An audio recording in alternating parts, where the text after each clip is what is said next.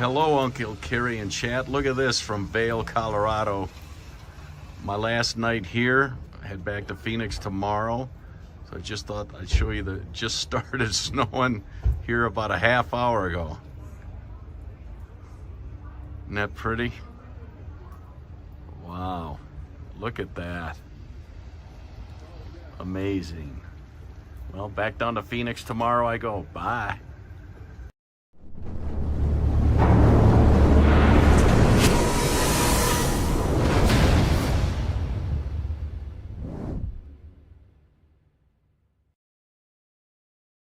Hello, everybody, and welcome into my latest live broadcast. It's Tuesday, the 28th of November, 2023. My name is Kerry Holzman. Thank you guys so much for joining me. I almost forgot what my name was. That's never going to happen. Welcome in, and thank you for joining me today. I've got something a bit unique I wanted to share with you. I thought we had an opportunity here to see how to update the BIOS on one of these Minisforum mini PCs. And if you're been following the channel for a while, you know the mini PCs do a lot of things a little differently than what we're accustomed to. In some cases, they're a bit old school, and other cases, a bit more advanced. And so quite often we get sent prototypes for review. They're not quite finished yet. And sometimes they are, they just don't know. The company thinks they're done. They send them for review, and then they realize, oh, we forgot something. And I think this is what's happened here.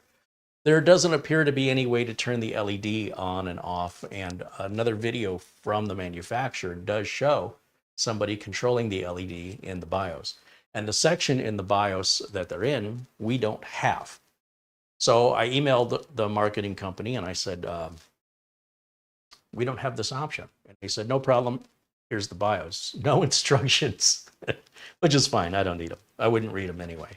But they sent me a zip file. And what I've done is I've extracted the contents of the zip file onto an otherwise blank, small-ish flash drive. This is an 8 gig cheap flash drive from SanDisk. And I just copied all the files right onto the flash drive with nothing else. And I think that's all you have to do to make them UEFI bootable. I don't think you need to go through the whole boot sector stuff like we did back in the old days if you have a UEFI bootable system.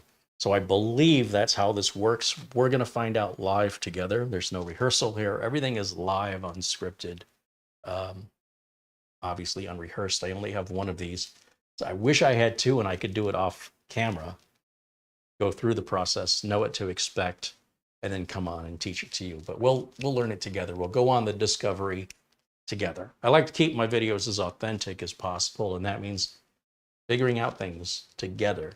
A lot of YouTube channels are not doing their viewers a good service by eliminating all the mistakes and eliminating all of the waiting that has to be done for things to process where they edit, skip ahead.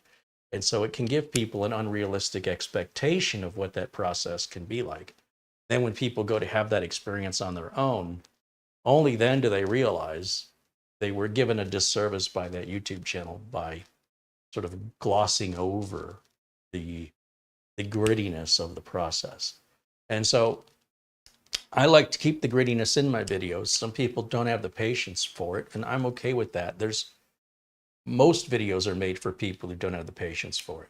And most people won't really benefit much other than entertainment from the value of what that video is offering them as far as education. It might give them sort of a gist of what to expect, but in many cases, at least in my experience, what is often shown edited and polished and rehearsed and scripted is nothing at all, at least in my experience, like doing it yourself and going through the process. There's no skipping ahead in real life. There's no rewind button or cut button to undo your mistakes. It's all part of a learning process, and learning takes time. And people that don't have time, they don't have time to learn. That's fine if you're wealthy and you pay other people to do stuff for you and you like to be dependent on others. I'm a big fan of being self-reliant, and I'm a big fan of encouraging others to be self-reliant. And that does involve some investment of your time. And the more you invest, generally, the better the reward is, generally. So if you can't be bothered then you also can't be bothered to get the reward, or the reward is a nothing compared to what the rewards are that I receive, which is self-satisfaction, education, experience. So with that being said, hello to everybody joining, and thank you for the super chat contributions. Paul O'Brien with €2 contributes in super chat. He says, get a move on. We want more. I'm moving. Ben Laird contributes £5 and he says, hello all from a cold Scotland. I wish I was in a cold Scotland right now. We are actually getting winter temperatures here in Phoenix this week. We might see, well, it's going to be cloudy. We might see some rain. With the rain, the temperatures drop. Rain is always welcome here in the desert. As far as I'm concerned, it knocks all the dust out of the air, cleans our air, and it brings the temperatures down. And quite frankly, I'd rather be too cold than too hot. It's easy to get warm. It's not so difficult to cool down. Peter Lakehawk, our good friend Buster, also joins us from Scotland, contributes £10. He says, good evening, Carrie and Marlena and everyone in the chat. All the best from Bonnie, Scotland. Thank you, Buster. Thank you to each and every one of you joining me today. See a lot of badges, a lot of faces in blue there, names in blue. And that means you've been with me for a while, and I appreciate you. If people come in and they're not blue, they're like, what happened? I just came into a blue convention?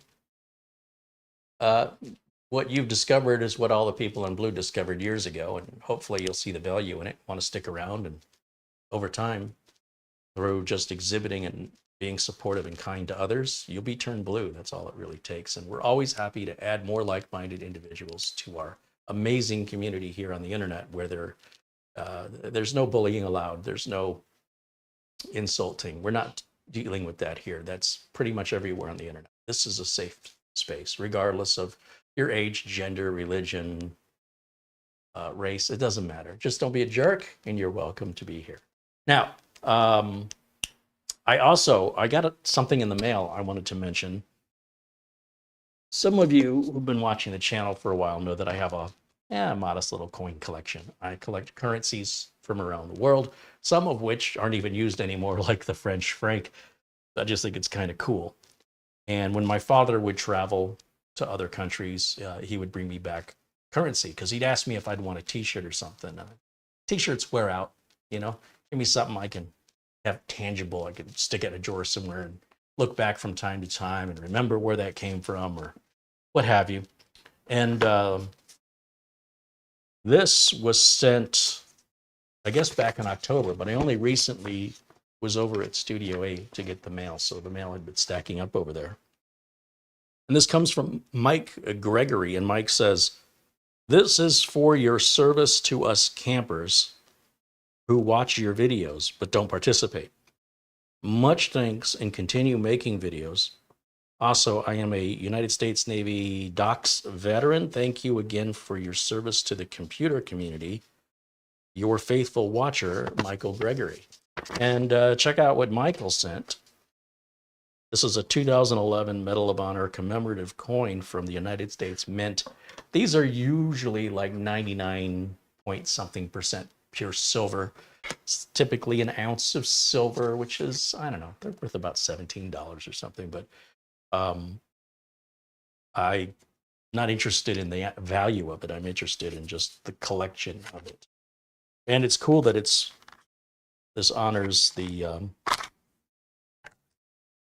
those in service here in the military. So I'm going to bring it up to the camera and show it to you. So here is the front of it. Focus.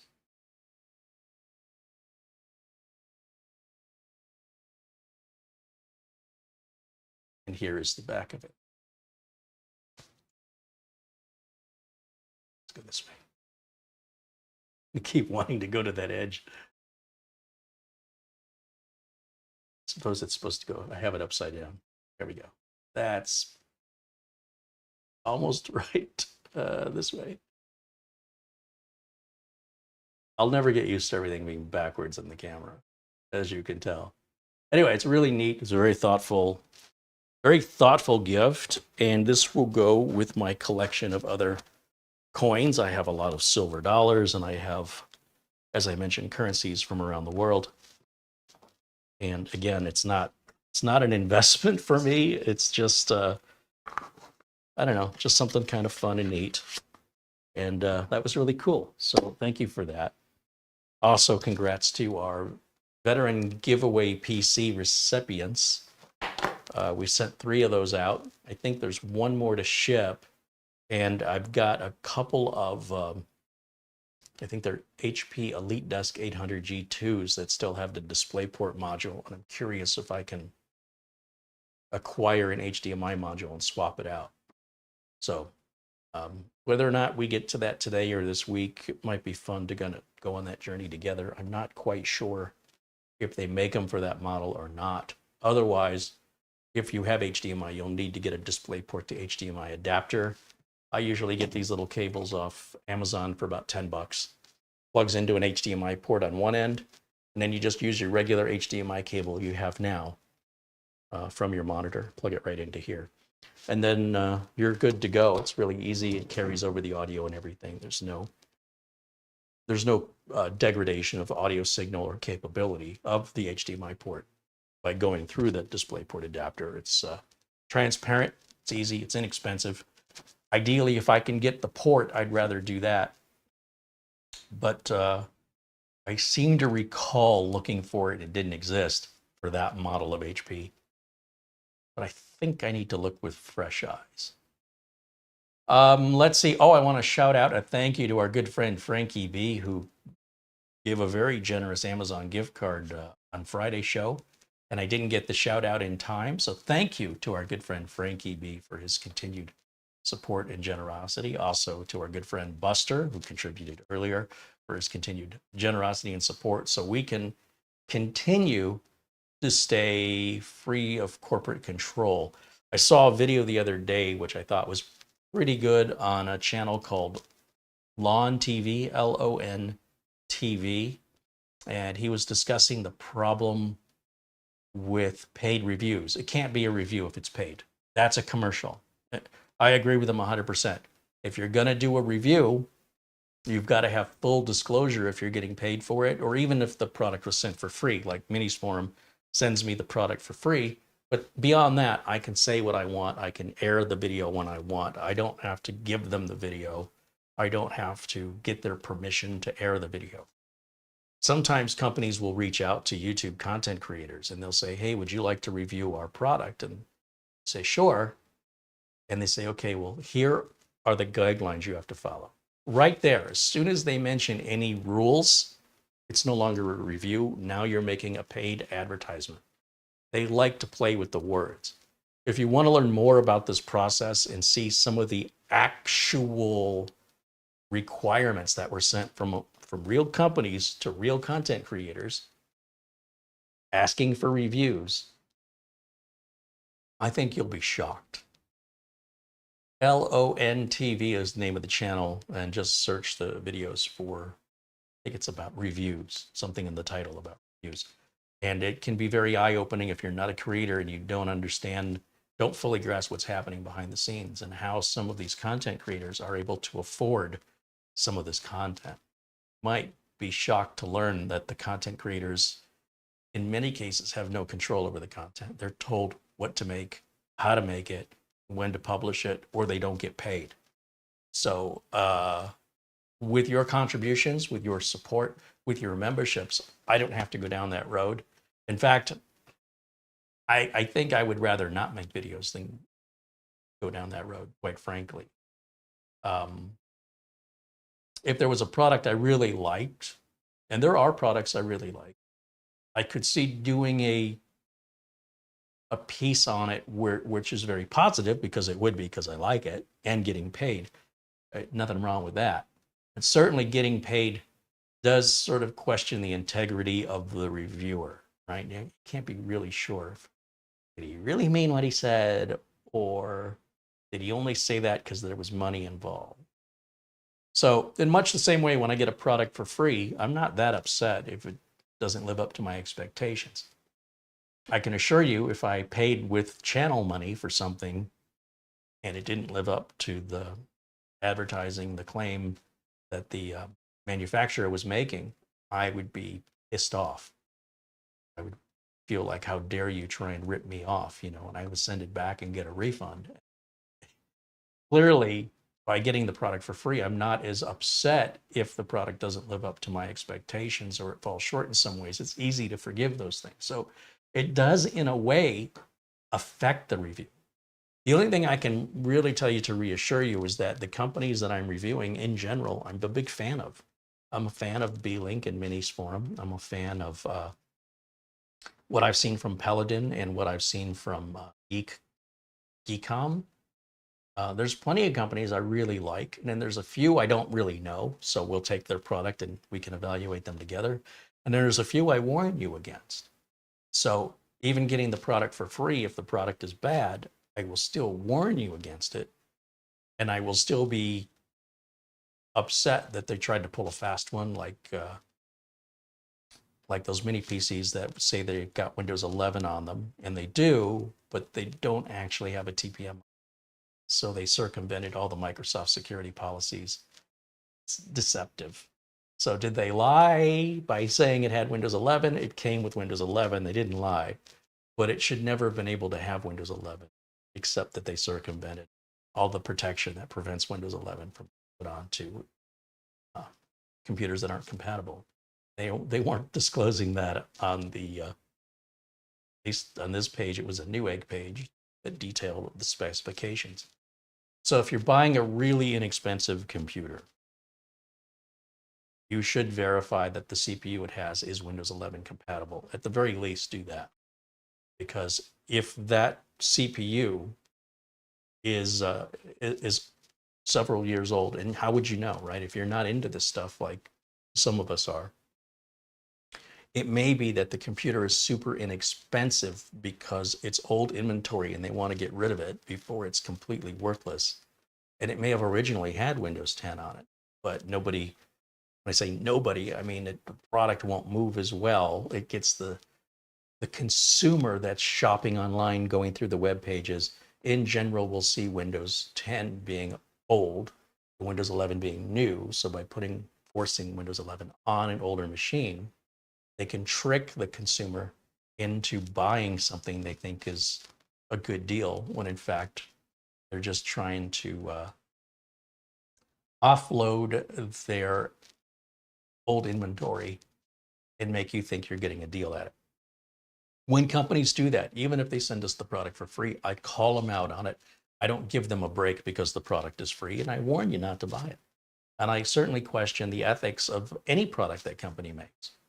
And I think it's something that needs attention drawn to it, so we raise awareness, so we become smarter consumers. We're not just throwing money at something that looks like a good deal. We know if it's a good deal. All right, let me take a look here in the chat before we get started here, and hope everybody's doing well.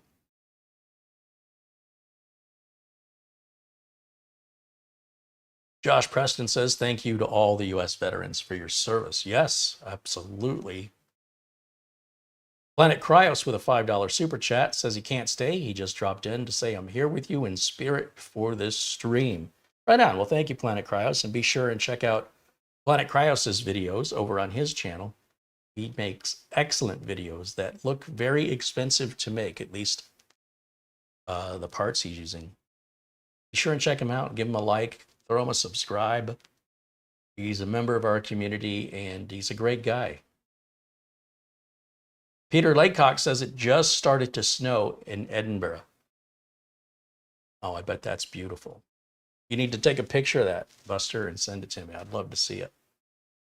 Of course, we started the video off with our good friend Mitch Morrison out there visiting family in Colorado, and it started to snow. And, you know, being from Phoenix, I got like a hair on my nose. I'm sorry, I don't want to rub my nose on camera.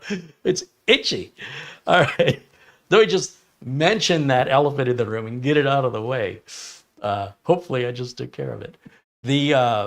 Our friend Mitch was in Colorado visiting family over the holidays, and being in Phoenix, we don't see snow like that. We have to go up north to Flagstaff or something. So it was really cool to see the snow, and I appreciate that he took the time to make a video. And besides, he wanted to try his new iPhone 15 out to see if it was what the picture quality was like. And I have to say, looks good. Looks real good. David Moore contributes 10 pounds in Super Chat. He says, here is my late fee. Thank you, David. I appreciate you, my friend. All right, now let's get this hooked up and let me show you what the problem is. And then we're going to try and do the BIOS update. And then we'll look and see if the problem is resolved. I mean, that's pretty straightforward, right? Ray Cut says, hi, Carrie. Nice to see you again. Hey, Ray, thanks for joining us. There's my friend Ron Hill. You're hanging out with us in the chat. Feral Terminator says, when is your birthday? I'd like to gift coins 100 years older than the giftee. You're going to have to wait till summer. I just had a birthday and I'm in no hurry to have another one. But the end of June. All right, let's see. I'm looking for the power adapter. It should be in here somewhere.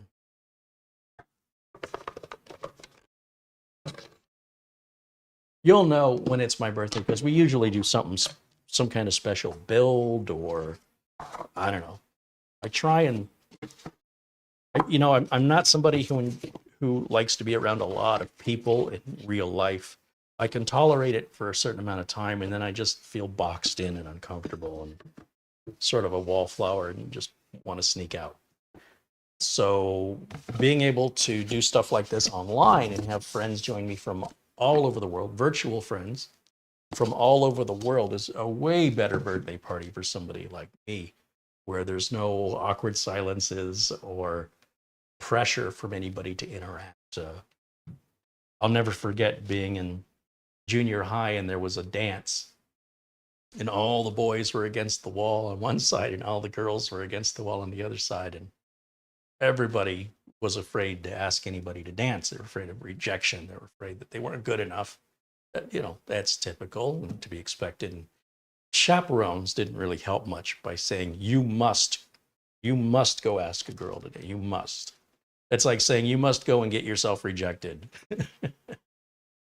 That sort of takes the fun out of it, you know, unless the girl says yes and she'll dance with you, in which case, all right, you know. But I would much rather do that online. I guess that's what I'm trying to say, that I don't have to deal with that anxiety. Now, I don't have that problem anymore, but it was paralyzing as a teenager. And I know I wasn't alone in that feeling because of all the other teenagers I saw also being inactive and scared. They're scared. Nobody wants to be rejected.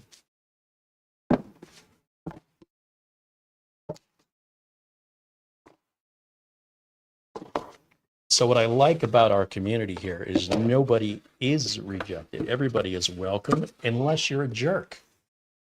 Now, if you're a jerk, that's a different story, right? One of those teenagers walks up to a girl and says, "You going to dance with me or what?" And it deserves to get rejected. So when I say that, I'm assuming modesty. All right. Does that bring back memories for some of you? We've all been there, man. We've all been there. All right, let me grab a power cable here. We're going to use the Mickey Mouse power cable and plug it in there. And then power adapter in over here. HDMI cable in right here. Ethernet cable right there. We've got 2 Ethernet ports on this bad boy. This is a fast little computer. It's got a magnetized lid on it just as a recollection for those of you who get confused like I do with how many computers I review here. Like, which one was this again? It's got the logo, my logo, the channel logo, here printed on the lid that's transparent. And then this whole white square lights up as RGB. And the problem is I had, oh, and this is magnetic. These metal bars are magnets here and here, and they are strong magnets. All I got to do is get it close, and it grabs it and pulls it from me. So that ain't going nowhere. And then behind that LED screen, that's where all the RAM and storage is. So there's 4 screws around the corners, and you take that out, and that's how easy it is to get to. So with all of that hooked up, I guess just a keyboard and a mouse is all I'm missing.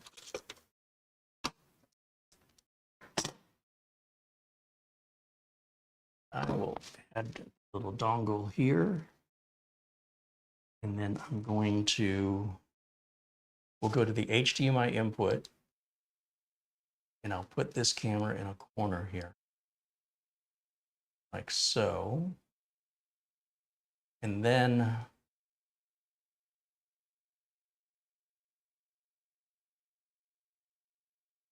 just a little housekeeping here on OBS I want to take care of so I don't get surprise videos playing in the middle of something here. Let's go ahead and turn this on. Make sure that I've turned on the mouse. You'll see that the logo lights up, and in just a minute we'll get the power on self-test screen. And I think I hit delete or F2. I can't remember what it is to get into the box. But we should find out here in just a moment. Here we go. I'm hitting delete in F2. Okay, one of those worked. So just so you can see the whole BIOS, since we now have a video input, I will go ahead and turn off camera 1 so we can see the whole thing here. And I'll explain to you, as I understand it, we're supposed to have an RGB option. Go full screen so I can, there we go. Okay, so you see we've got a setup screen, a boot screen, UEFI shell, the BBS menu, and boot options are here. I want to go over to setup, click once on that, just one click. And you'll see we've got optimized defaults, previous values, all the stuff here on the right side. Under advanced and under onboard devices, we're supposed to have something right here at the bottom that says it's basically RGB control. And it's not here. And so this is one of the examples of getting a prototype or an early model for review prior to it being really ready for the public. That's why sometimes, you know, people reach out and they're like, hey, what are you planning to do with that review unit? I have to hold on to it. It would be very bad for the review units to get into the hands of consumers and then have those consumers contact support. First thing support's going to want to know is what's your serial number. And then once you tell them a serial number, they're going to say that serial number doesn't exist. Those serial numbers are taken out of the system and given to the marketing company. Because they're review units, they don't want to spend any money supporting them, right? They've already given the unit away. They don't want to go bankrupt then having to support the unit they gave away. So they're exchanging the units for reviews is effectively what it comes down to, which is brand awareness and marketing and search results, which is a pretty good deal for everybody, I think. It works for them, it works for me, it works for the viewers. But the review units in and of themselves, they stay here and they will be used for projects. Otherwise, I could loan one to somebody locally if they wanted to sort of tell me what it's like to live with it, but I need it back. So it's just like a loan. In the meantime, just want people to understand that when we buy things using the money that people contribute, and we go to Amazon and we buy things, those are things that can be potentially given away depending on their value. All right, so here on the advanced section, we should have 5 options. We only have 4. And when we look under the main section, we'll notice our BIOS version is 1.00 and our EC version is 0.06. And we've got a date of October 10th of 2023. So let's keep that in mind because when we update, we want to see these numbers change. I don't know, I can't remember which BIOS version they sent me. I just know it's supposed to be the latest. So what I'm going to do is I'm going to go back to camera 1 here momentarily. Camera 1. In fact, let's go full screen on camera 1. And all I've done is I've taken the zip file and I've extracted it to this otherwise blank flash drive. A lot of times you're going to want these formatted in FAT32. Sometimes NTFS doesn't work. I'm not exactly sure with UEFI I like to keep it simple. I don't want to find out if the advanced formats are going to be recognized by this BIOS versus that BIOS. So I don't want to worry about that. If I keep it as FAT32, it should be universal across all systems except for the oldest systems, in which case you might need just FAT or FAT16. But we're talking systems that are 20 plus years old. So if you get a flash drive that's too big, you may not be able to format it in FAT32. Just saying. exFAT may or may not work as well. So because this is a brand new, latest and greatest machine, it may not matter. This could be just PTSD from past experiences. So I can't remember how I formatted this, but I think it's FAT32. I'm not going to worry about what its format is unless it doesn't work. So let me plug this in right here. And then we want to go to the boot menu and boot from that, or at least we want to try and see if it's bootable. So let me go back over to the HDMI input. There we go. And I have to go full screen over here on my side. And right here it says boot. Quiet boot, boot option 1, boot option 2. There should be a boot override.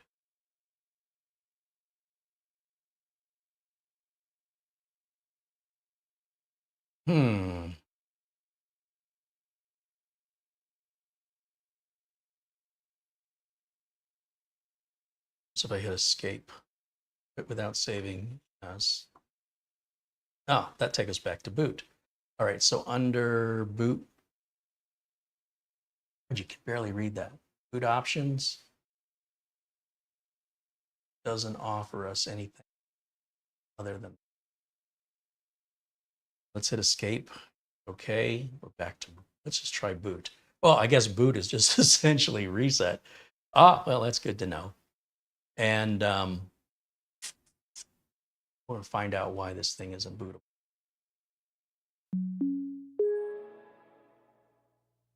So let's go to, let's do it this way. We can go to settings. And then under Windows Update. And then under Advanced Options.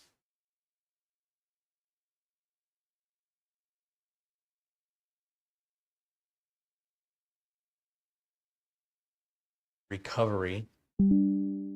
Reset this PC. So before I do that, I just want to take a look at this flash drive. I want to make sure I didn't grab the wrong flash drive. Yeah, so these are all the files that were in the zip file, and all I've done is extract them.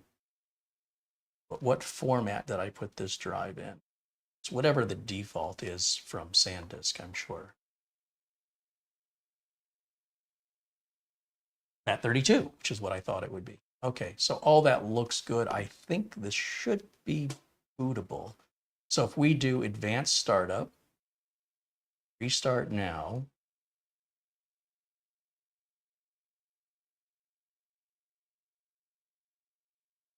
You'll notice there was no BIOS update option in the BIOS like you would see on a regular motherboard.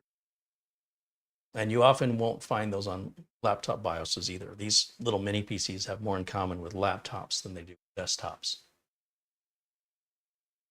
Use a device. UEFI USB partition 1. That sounds right. It's USB. See what happens. And hopefully it's got an autoexec bat file. Just runs automatic. Or some kind of auto run file. Might be letting my age show.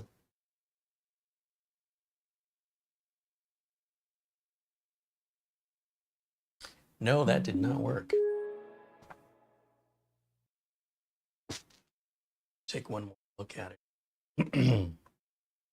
Sometimes you have to make a flash drive bootable. But I thought with UEFI, as long as it had the files it needed, it would boot okay. I wonder if we can just run this through Windows. Maybe we can try that and see what happens. If we copy these files and put them just in a temporary folder here. folder. Paste. I only ask that because I see some files that end in 6.4, which implies 64-bit, which means they would be running within Windows. So let me take a look at the extensions on these files and see what we have here. You can usually tell simply by the icon if it's an executable file or not. Like there's WinFlash. Let's take a look at where did they move my show file extensions? That used to be right up here at the top. They've moved it again. Darn you, Microsoft. Show file name extensions. Geez, it used to just be one click. Now I gotta do 2 or 3 clicks. Jamie McGregor has been a member now for 18 months. He says, run the WinFlash batch file on the USB. It should kick off the firmware update. Where is WinFlash batch? So the problem is my screen is super, super tiny. Oh, right here. Let's see if we can run it as an administrator, just to be safe.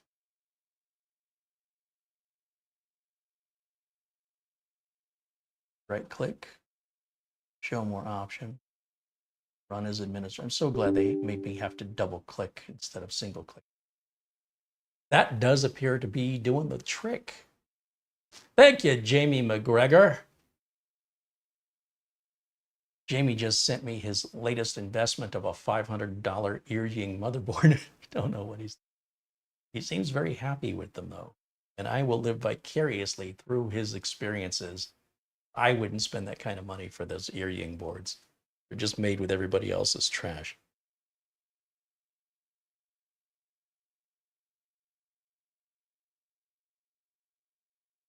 This is a very old school way to flash a BIOS. You can flash a BIOS these days like one of 3 or 4 different ways. And sometimes even some of the newest BIOSes can still be flashed in the old school way if you were into that sort of masochism.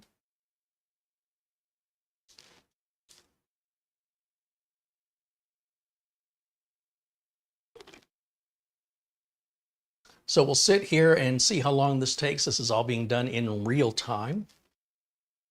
And hopefully we don't have a power outage during this process, but we never have before.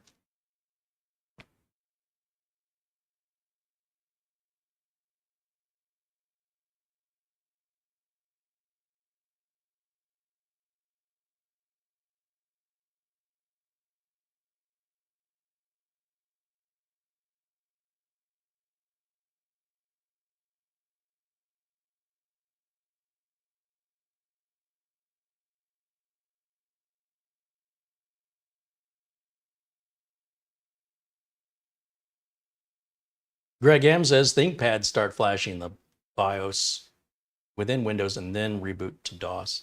Yeah, I've seen that with my Intel NUCs as well.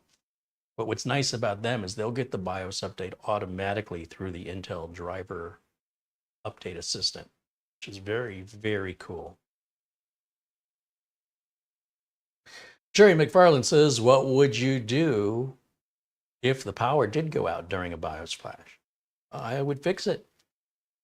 Sometimes the BIOSes are recoverable. Depends on, there's a number of variables that can occur. My biggest concern about a power outage while equipment is on isn't whether or not I'm updating the BIOS. It's whether or not there was a power spike that caused any damage to the power supply or circuitry of the equipment itself. When it comes to BIOS recoveries, you know, if it was all the way at the end of flashing the BIOS and it was just in a verification stage, no harm, no foul.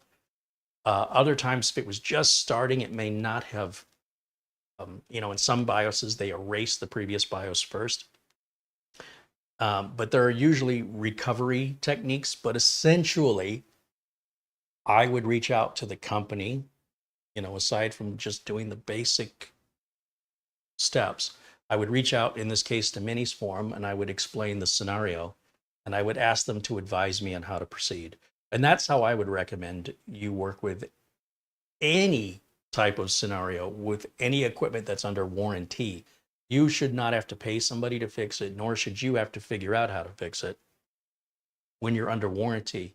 You just need to be patient, reach out to the company, even if it's through email, explain the scenario, and patiently wait for a response. Basically, you're asking for advice on how to move forward.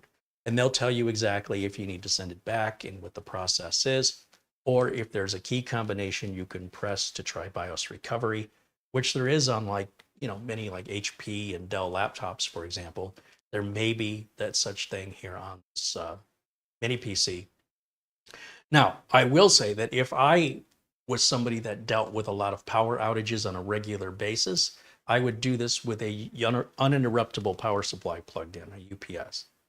But we've been here in Studio B now for 3 years, and we have never experienced a power outage in 3 years, not once.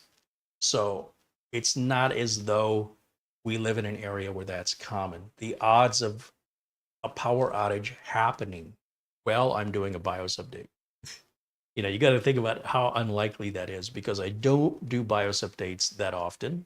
And when I do them, they only take a couple minutes. So we're only vulnerable for a couple minutes, a few times, maybe twice a month or something.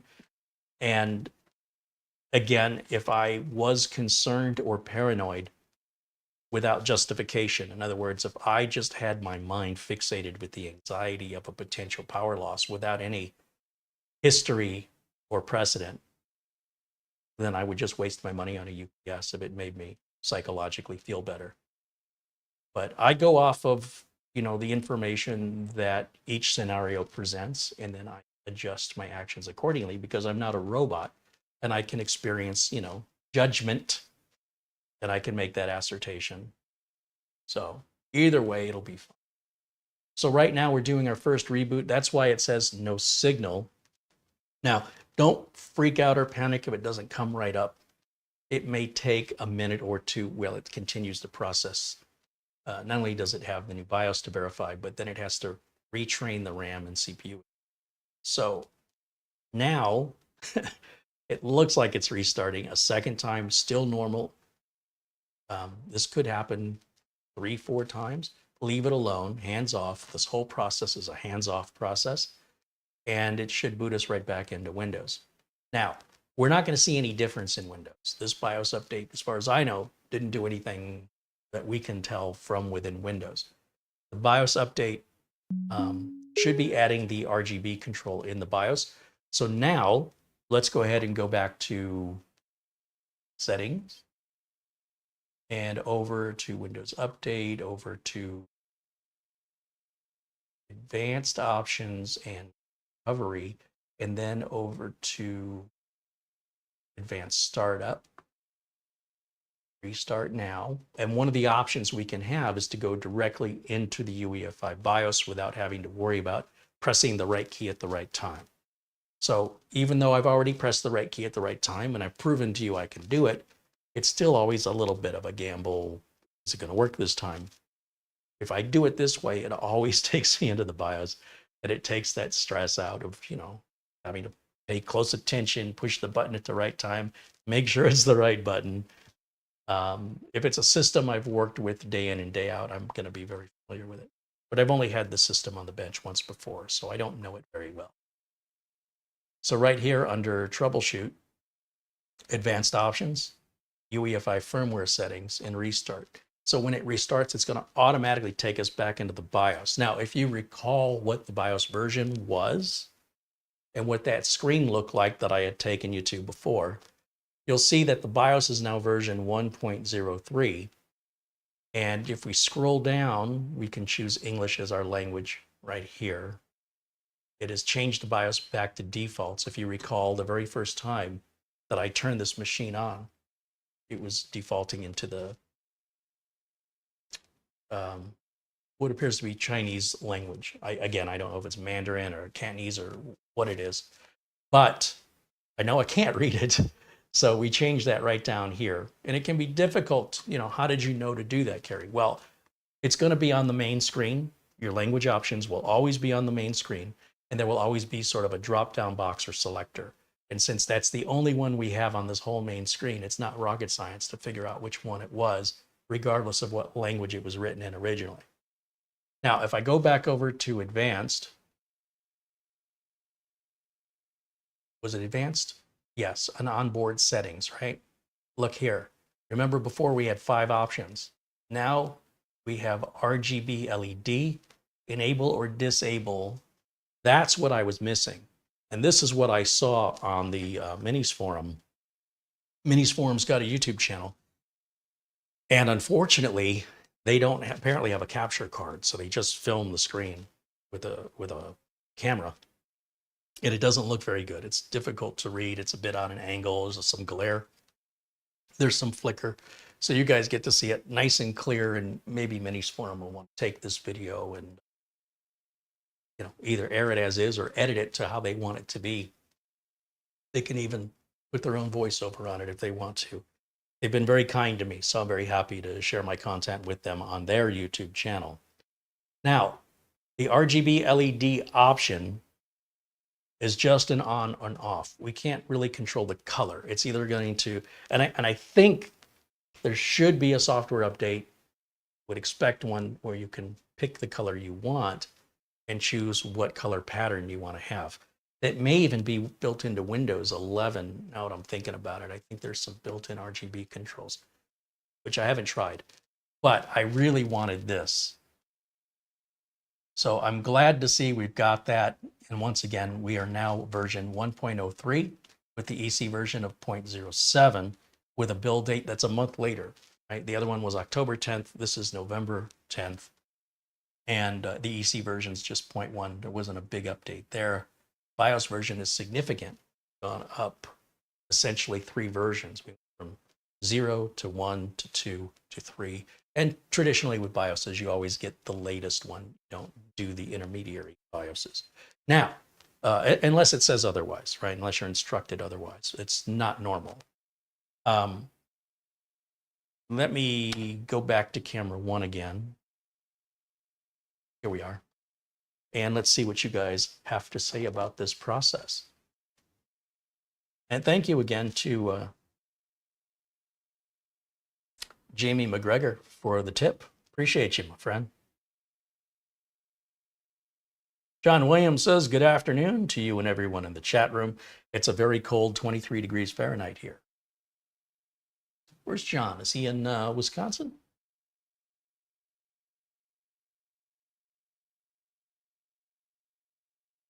Ben Laird said, one of my Asus boards has internet BIOS update. Never works. Always says the BIOS is up to date when it's not. Yeah, they've proven, for me anyway, to be flaky. Sometimes they work, sometimes they don't. If I do it my way, I know it's always going to work every time. So I'd rather do it my way than, I mean, I guess if I have nothing else to do and I'm, oh, I wonder if this will work today. I will also, and I recommend you all do the same, I will also check my router for firmware updates. So I have a router app on my phone. And remember, I have 2 internets here in Studio B, and I will check each router. And well, the TP-Link Wi-Fi 7 router appears to be updating itself, because every time I check it, it's always up to date, and I think the version is changing on its own. The other TP-Link is a mesh system, and that has had a number of updates. And it's a little more complex to update a mesh system because each of the little towers has to be updated, so it takes a little longer. It still does everything on its own. Once you instruct it and give it permission, it's like, okay, your internet's going to go away for a couple minutes, and then you need to be patient and wait. Don't unplug anything. Don't mess with it. Don't try and go online. You're just going to get frustrated and confuse the poor thing. So just let it take its time and make sure that it gets all of those little mesh points updated with the latest firmware. You want them all to be the same, and it will do it all on its own without you messing about with it. It just takes a little bit longer than a regular firmware update on a router.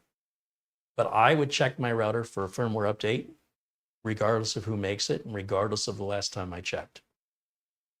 I think that's a very good habit to get into, along with checking your computer for Windows updates and also just running disk cleanup.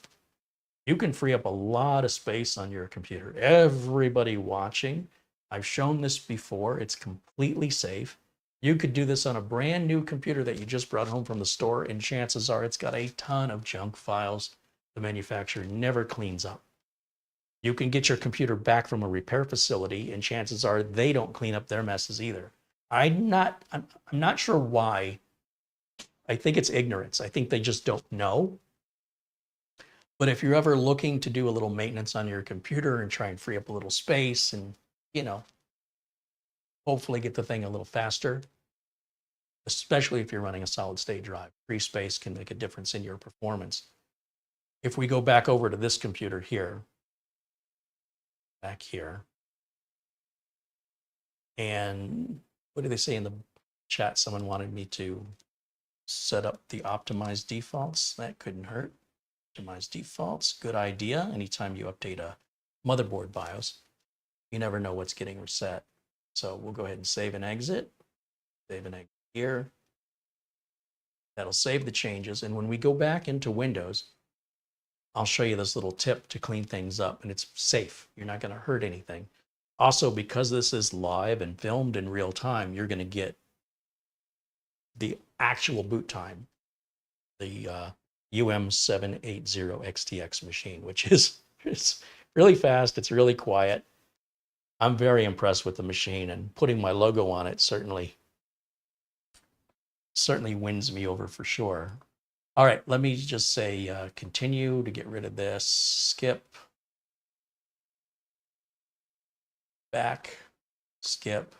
All right, so it won't bother with us with that anymore.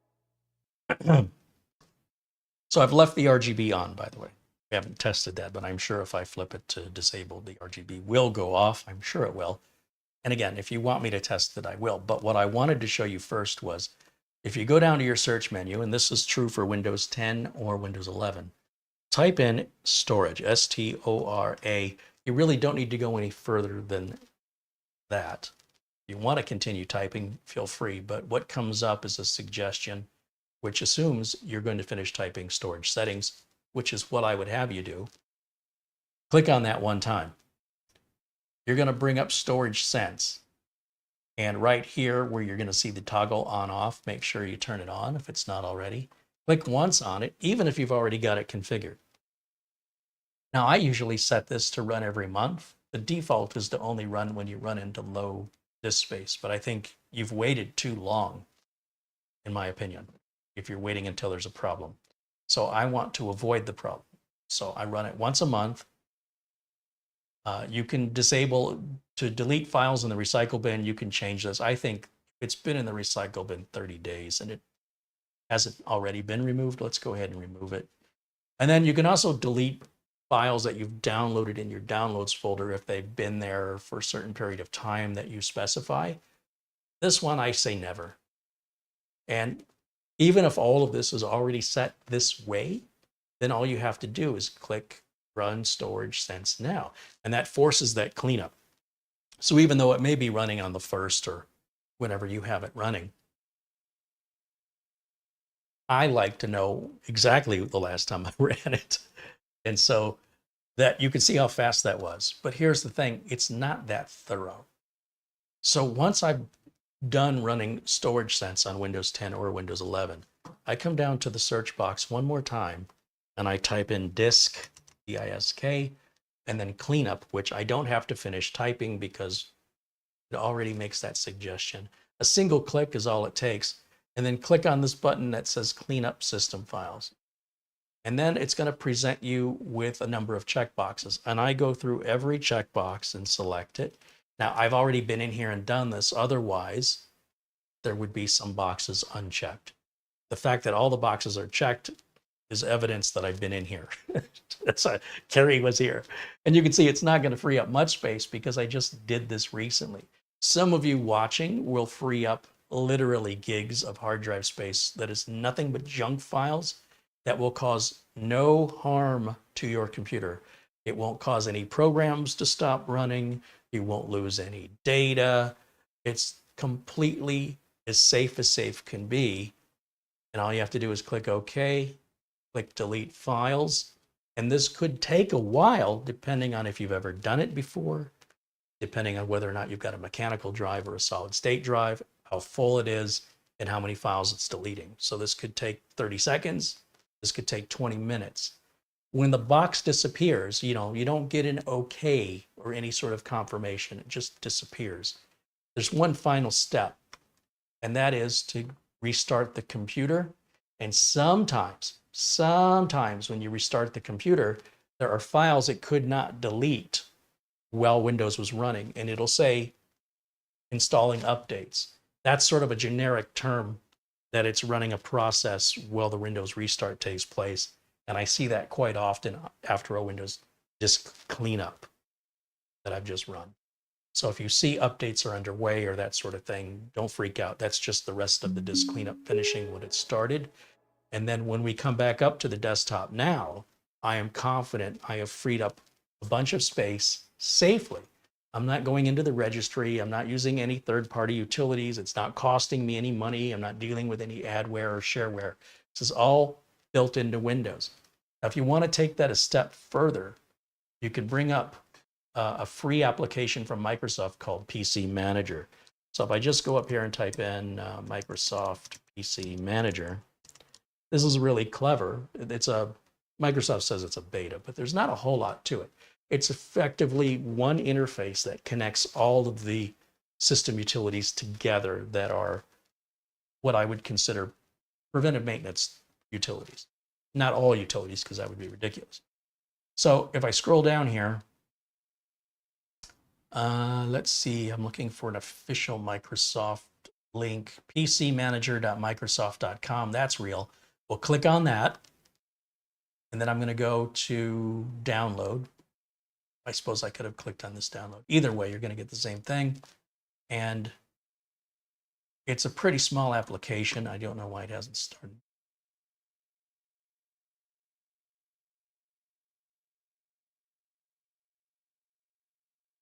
Let me refresh. This will work with Windows 10 and Windows 11, in case you were wondering.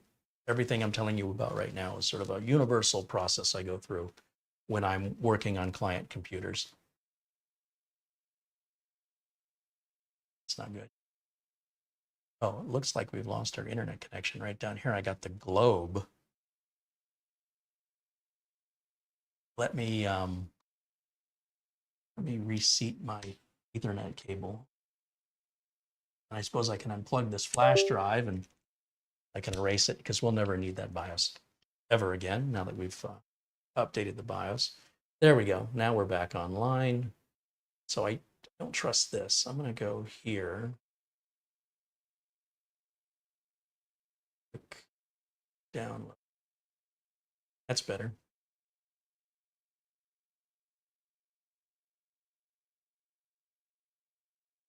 PC Manager wants me to get it from the Microsoft Store. I hate if I have to get it from the Microsoft Store because sometimes it requires you to have a Microsoft account. Let's see if it's going to require the account or it will just let me.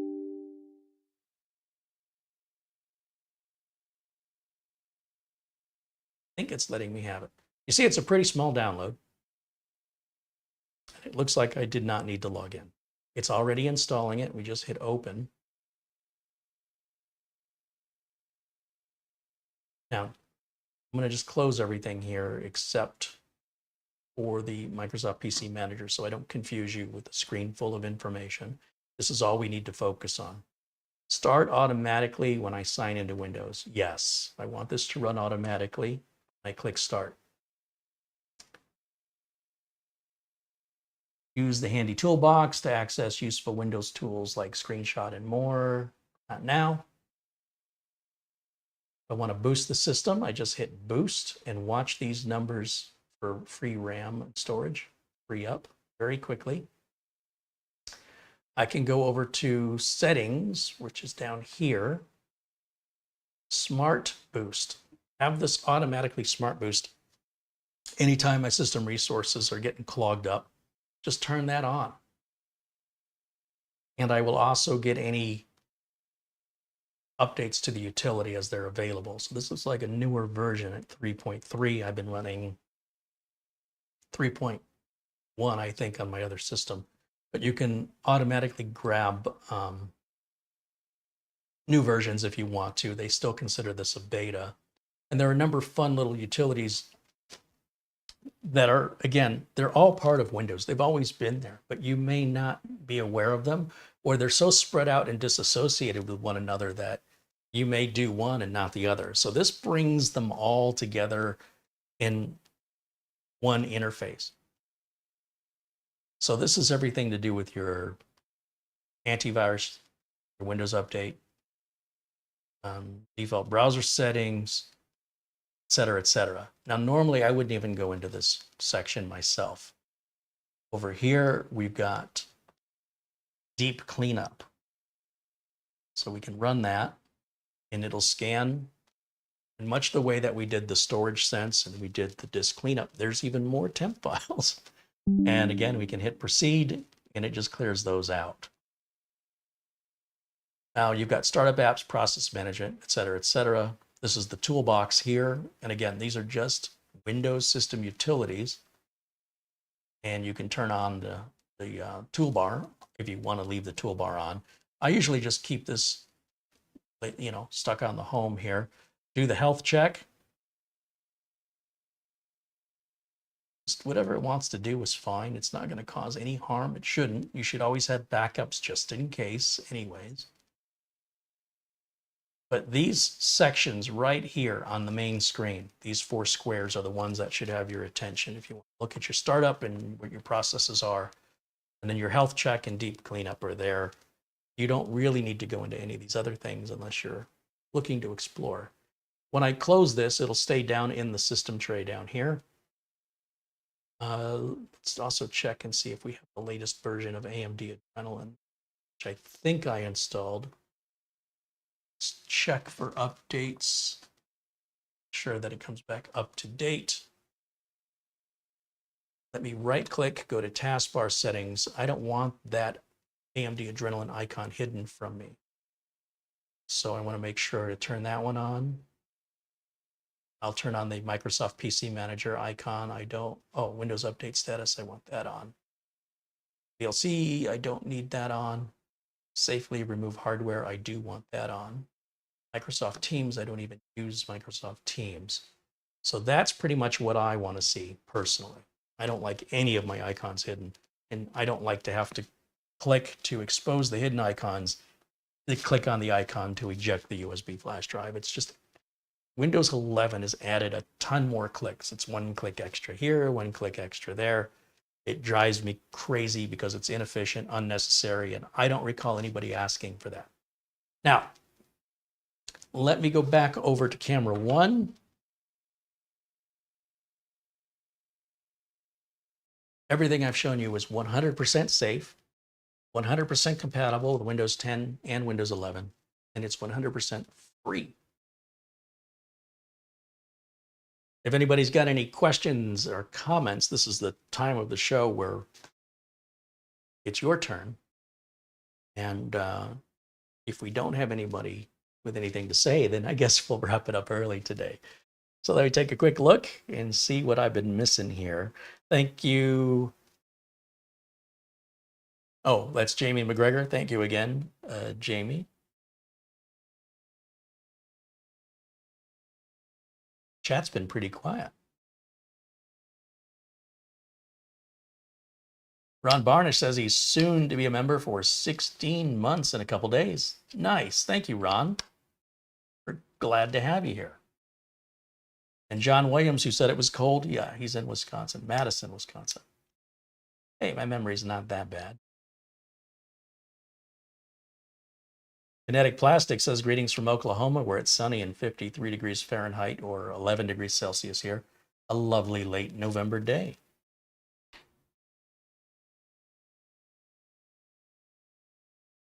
Mike Ellis said, I just received my UM780 XTX mini PC. My BIOS out of the box is 1.03, so it shipped with the right BIOS, and I am in the UK. Hey, Mike, thank you for the update. I anticipate that anybody that ordered these would be getting 1.03. As I mentioned, as a reviewer, I would have received a unit that they thought was ready, you know what I mean? And then at some point realized that that part was missing and addressed it before it shipped to the end consumer. I believe, and unless I hear otherwise, I believe no units were sent out with anything less than 1.03, except to reviewers. And that's pretty typical that we get early versions of hardware, so we get to introduce you to it and get you excited and, you know, even encourage you to do a pre-order, companies like that. And so sometimes in the push to get it out the door, there's some oversight, nothing major, you know, whether or not I can turn the RGB on or off isn't affecting our performance. It's an annoyance to not be able to turn it off. But the fact that it's got my logo on it makes it a little less annoying. Let's see. And also, what do you think of the performance on the UM780 XTX? I'm very impressed with it. The performance is high and the noise level is low.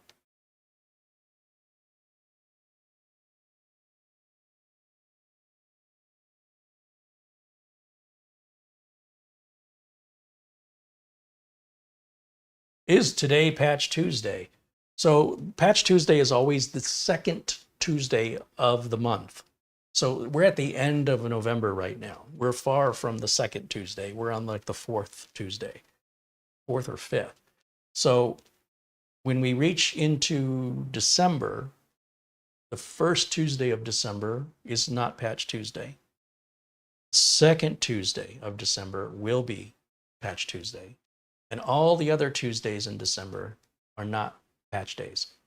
Now, sometimes Microsoft has a very important update that they call out of band that they need to release immediately. But that does not supplant or replace Patch Tuesday. It's entirely possible that you're getting updates that Microsoft released that were important, or that you're getting updates that were postponed for you, such as 23H2 for Windows 11. It's hard to know why some people are getting that offered and other people aren't. And it just kind of feels random to me. But if you're patient, instead of forcing it, it will be offered to you. And it generally will happen on just a normal day of the week. It's not necessarily a Patch Tuesday update. So when is the second Tuesday of December? What day? Let's see. First Tuesday is the 5th. Second Tuesday is the 12th. So the 12th of December will be Patch Tuesday 2023. It's been that way for a couple of years. And so it's not like you have to guess. It's always the same every month. It's always the second Tuesday until Microsoft changes it. But they've stayed pretty true with the Patch Tuesday rule for about 3 or 4 years now. So you shouldn't have to wonder. At this point now, how can you not know when to expect it? It's been very, very consistent.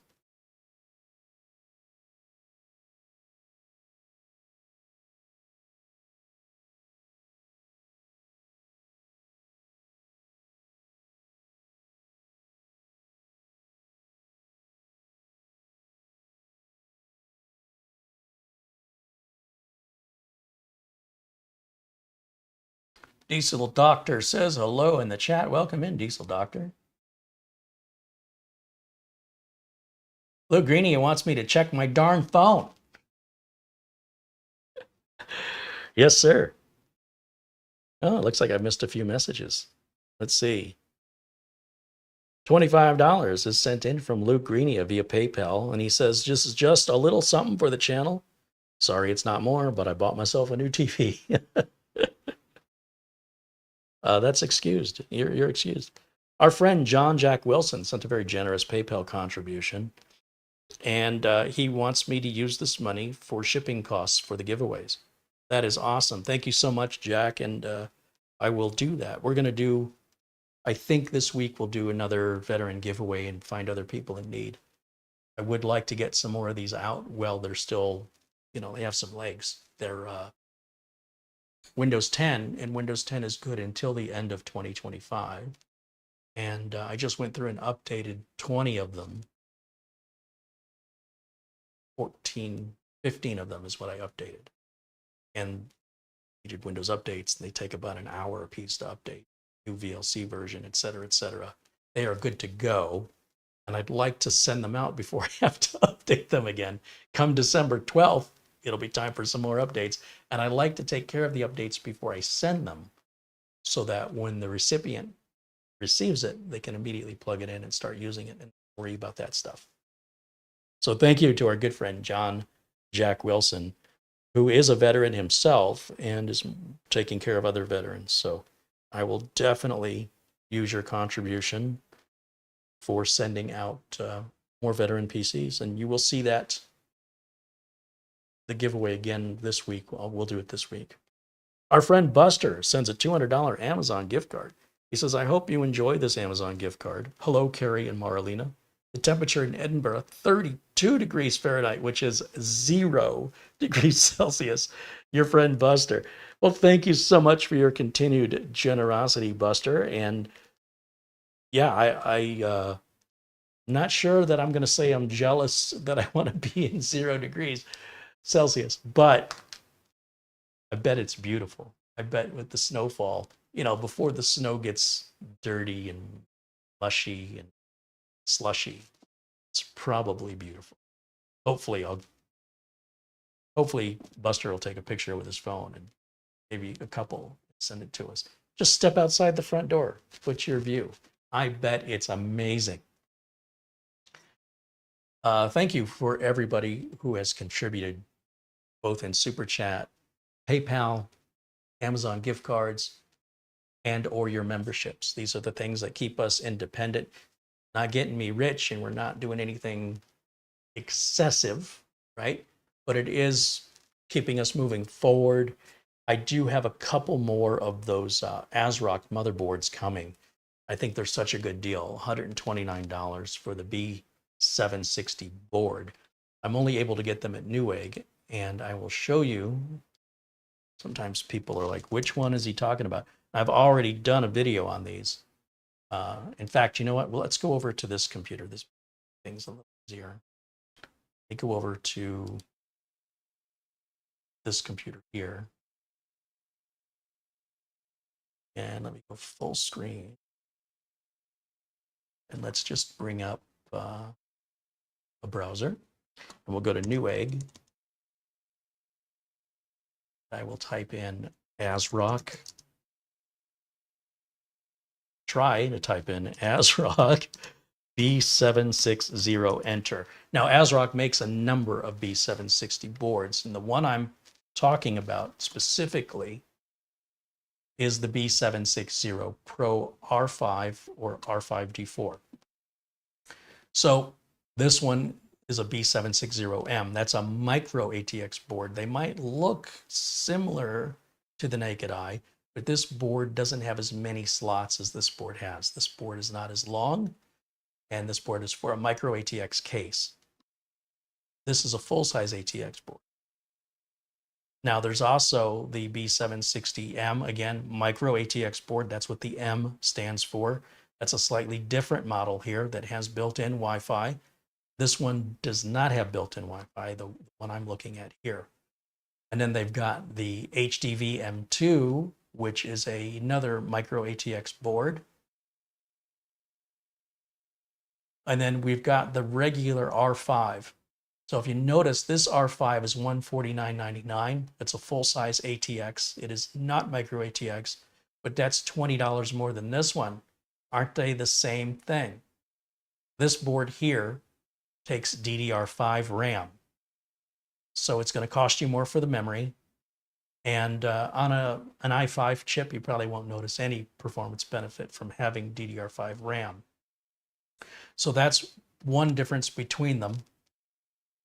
And if I go back and look at the exact same board right here for $129, this one is actually an R5D4. I don't know why Newegg doesn't have the model number correct here, but it does show DDR4 here. The advantage of using the DDR4 because you might already have that laying around, or you might think about upgrading a system that you've got now. There's also no Gen 5 PCIe on here, where I think that's the other difference. I think the more expensive version has a Gen 5 M.2 slot. Not mistaken. I deal with so many motherboards, it's so easy to forget. But let's go to storage, chipsets, memory, expansion slots, storage, M.2.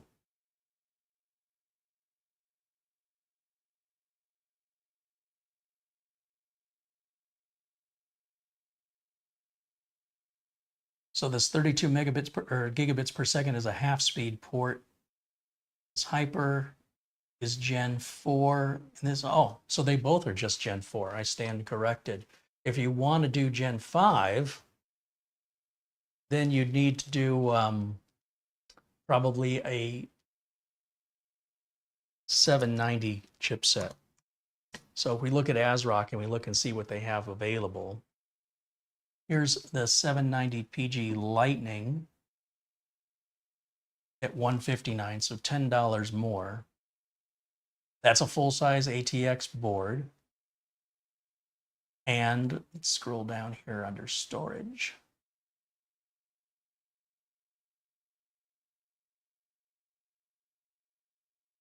It's here somewhere. Come on now. Okay, I just scrolled right on past it. I was looking for the same specs.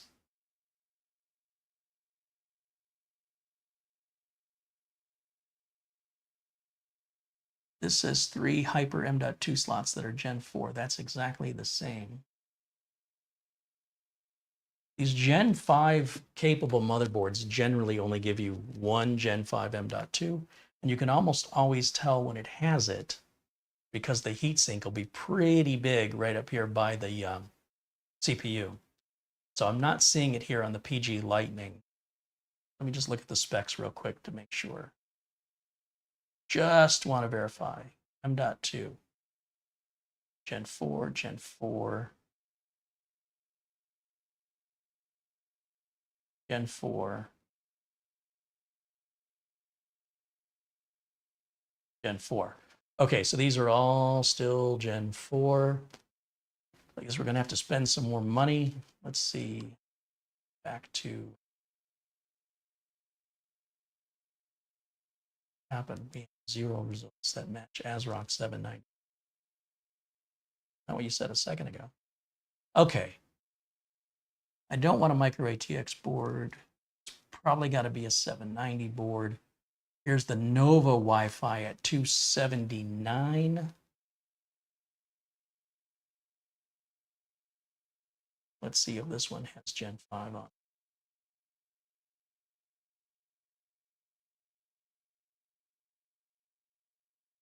Specs.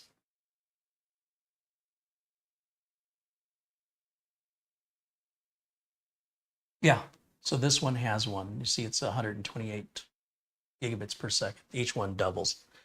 So that may be your starting price on a base board, plus your that has Gen 5 M.2 capability, plus the added cost of what an M.2 Gen 5 drive costs. They're very expensive comparatively to Gen 4 or Gen 3.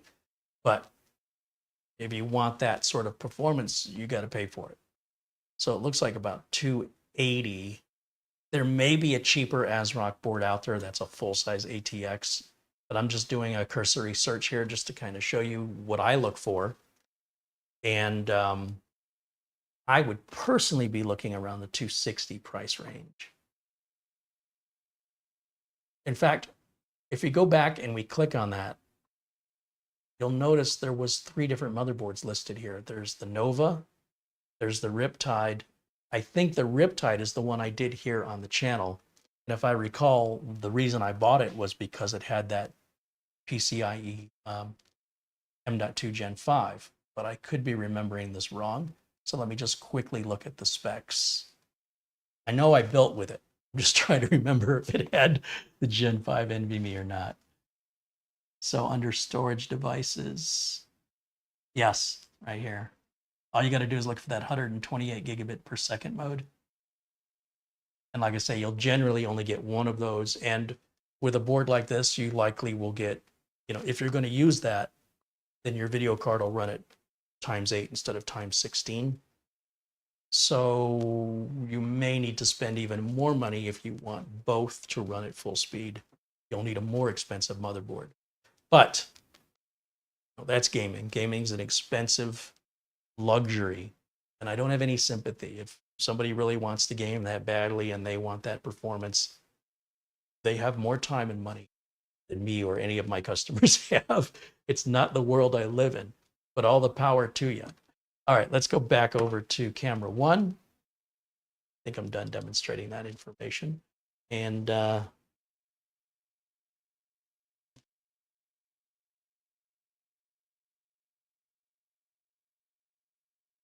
any update to the HP boot issue yet? Nope, still waiting for more suggestions to come in. And I've been very busy with paying customers, but that system is sitting right down here on the floor beneath the camera. For when we have some time, we'll bring that back out. Let's see. James Godert says he loves his UM690. Yeah, that was a good machine. I remember we reviewed that here, and I was very impressed by it. John Williams says, Kerry, that little unit rocks. Thanks for sharing this mini PC with us. Your memory is rock solid. It doesn't feel like it is, but I appreciate you saying so.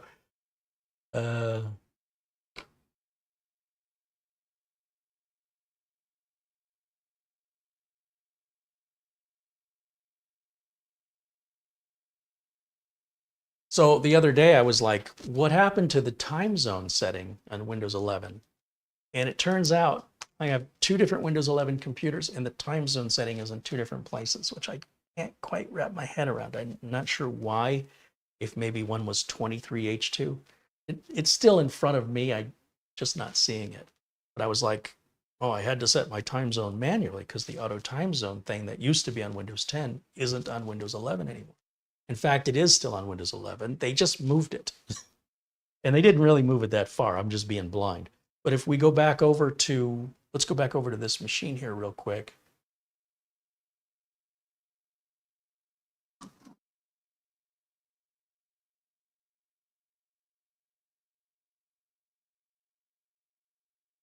Once I hit the right button, and I have to go full screen over for me.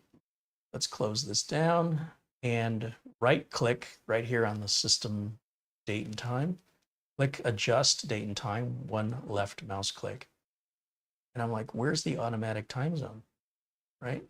It used to be like around here, but I see right here, set time zone automatically. Turn that on. For whatever reason, I just didn't see it. Then I have another Windows 11 machine and setting the time zone setting was down here somewhere. So it was driving me crazy because all my computers, remember I said I was going through all of those mini PCs and updating them? They were all off by an hour since daylight saving time took effect. In Phoenix, we don't move our clocks in Arizona. So every one of the clocks was an hour off. And it was driving me crazy. And I'm like, why isn't this adjusting automatically? That's why I leave, one of the primary reasons why I leave location settings on. And when I went into Windows 11 and I didn't see it, I'm like, well, that just figures. And I'm in a hurry. I want to get it done. So I just saw the time zone boldly displayed. And I just changed it to Arizona. So when you turn that off, apparently, like as I recall, the time zone was bigger because it was set to Pacific time. So it's a much bigger text, draws the eye. But if we go over here and turn that on, that option disappears. So that's how you can know, at least on Windows 11, if you've got auto time zone set. What's nice about setting the time zone automatically is if you move the computer around between time zones, you keep adjusting the clock manually. It just takes care of it. You don't have to think about it. Let's do this. Let's go ahead and, as you can see, if I go back to camera 1 here temporarily, the LED is on. Let's reboot. So let me take the camera 1 and we'll put it in the corner here. Let's go back in the BIOS and we'll just verify that the turning off the RGB ones. Settings, update, advanced options, recovery, advanced startup, start now. They do add a lot of clicks to do something simple. Now, if you're somebody that does this a lot, you can make a little shortcut on your desktop that you can just do a single click on that will take you through all these steps, just a shortcut. I don't do it that often to make it worth my time, but if you Google that, you'll find articles that show you what the command is and how to create it. There's also folks like Theo Joe here on YouTube that'll show you tips like that as well. Let's go to troubleshoot, advanced options, and UEFI firmware settings and restart. So now when it restarts, we're going to go into the UEFI or into the BIOS. We're going to change the RGB setting to disabled. And we probably have to save and exit for that to take effect. So let's go to advanced, onboard devices, RGB LED, disabled.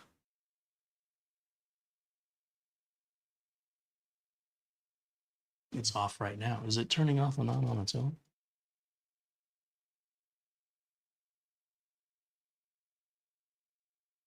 Wow, I wasn't expecting that. It's actually switching it on and off live. Pretty cool. Disabled. And then save and exit. And now when we boot up, you'll see that the machine, you can't even tell it has RGB. It looks like any other mini PC. So if this was in an office environment, during office hours, you turn the RGB off. And then once office hours are over, party time, RGB comes back on. I don't know. Or maybe it's in a bedroom and during the day you have the RGB on, but at night you want to sleep. I think it kind of sucks that you have to go into the BIOS and switch it on and off. We should have some piece of software here that we can flip on and flip off with less technical ability, let's say, going into the BIOS. But if we go back over to camera 1, full screen, you can see the RGB is fully off. So that does do what it's supposed to do. Now, I am kind of curious. If we go to, let's go back over. I know Windows 11 has some kind of RGB controls in it, but I haven't really played with them. RGB color model, change lighting and effects. So, this is interesting. Effects, solid color. Well, that's clearly not functioning because it was changing color. It was like in rainbow mode. And I think this RGB is going to stay off because the BIOS setting, I'm sure, overrides anything we do here in the software. So, don't think that's compatible. However, not to say it won't be compatible in the future, but let's restart one more time. Let's turn the RGB back on just so I can try that, because I did this in the wrong order. But that's okay. I like the RGB. Again, it's my logo. What's not to like? So I want to leave it on. But I did want to verify that that option in the BIOS now works, because that was the whole point for updating the BIOS. Advanced startup. Restart now.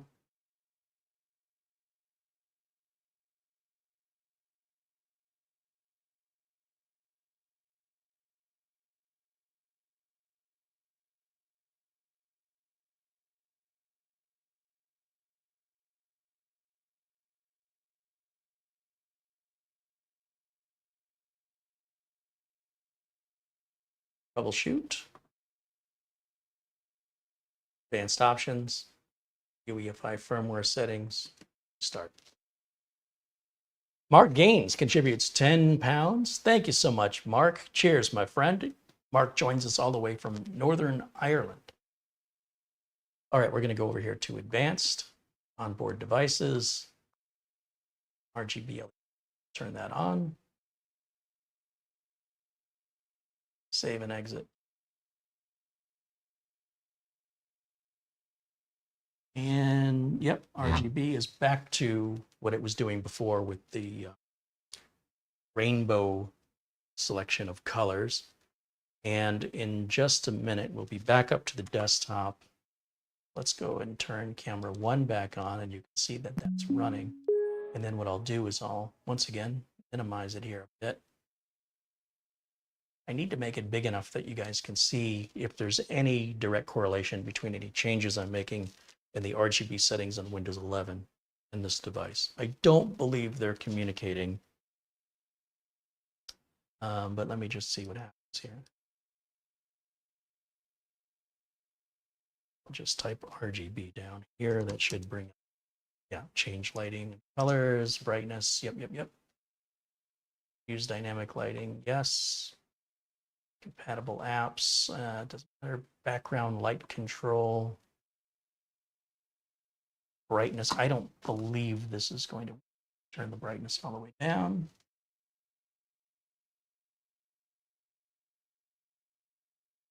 Doesn't seem to be having any effect. And it does say breathing, rainbow, wave, wheel, gradient. If I go to wheel, it should spin around. Instead of having the colors cycle, the color should sort of spiral. And I'm not saying this have any effect whatsoever. Wishful thinking, but apparently not yet compatible with the Minisforum.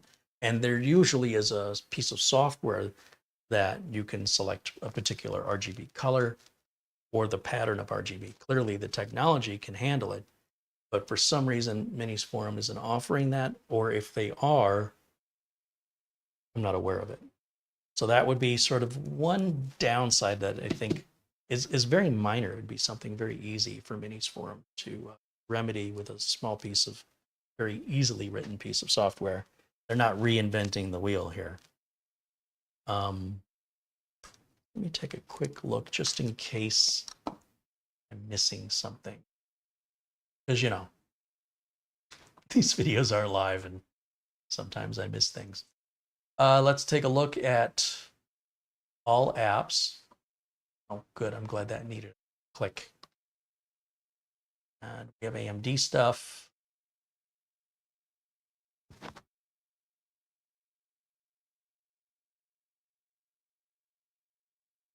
Killer networking card.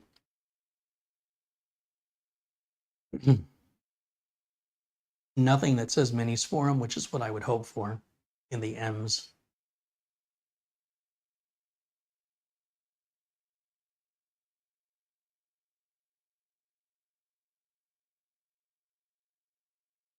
Unless it's in settings.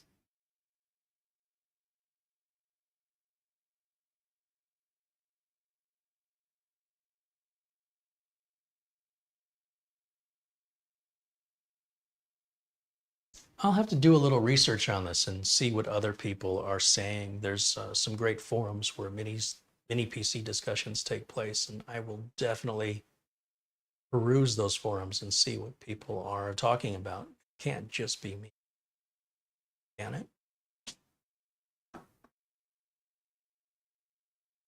That would be personalization. So that's dynamic lighting. That's where I was under. Sure, we really want dynamic lighting necessarily, but rather direct control of the light.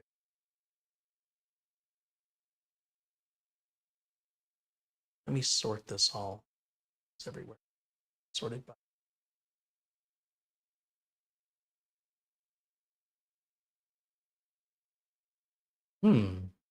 Usually I have the computer icon up here. It's part of what the Uncle Carrie's Windows 10 optimizer does. So did I not run the optimizer? Oh, so I need to run the optimizer.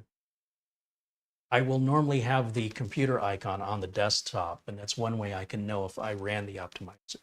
Another way to know whether or not I ran my optimizer is to run it again, and it'll tell me, hey, your settings are already to the recommended settings. It's smart enough to look at what your settings are and to determine if the optimizer has already, well, it doesn't know if the optimizer changed your settings, but it does know whether or not the settings the optimizer changes need to be changed or are recommended to be changed. So in other words, it won't run twice unless at least one of those options has been set away from the recommended. It's smart enough to just look at the settings, compare them to what it wants them to be, or recommends them to be. So if I were to run this again, for example, it looks at the settings. Oh, that's interesting. So there's something here that's not sticking because it should, well, let's hit apply. Oh, I guess I have to hit apply first. It says no optimization is needed. See, I don't, I very rarely ever run this twice in a row like that. So I thought that would happen immediately upon running it, but it's after you hit the apply button. Good to know. And then over here, I now have the computer icon that I was looking for. That's from the old XP days, and I just like having it on my desktop much more so than the Windows Explorer. That's just my personal preference. I will generally go up here 7 times out of 10, and then the other few times I'll go down here. But you'll see that Windows, the PC Manager is automatically running in the background and sitting down on the system tray, and will automatically boost our system as needed. It's a free piece of software, and if you don't like it for any reason, you can just uninstall it. There's no risk involved with it.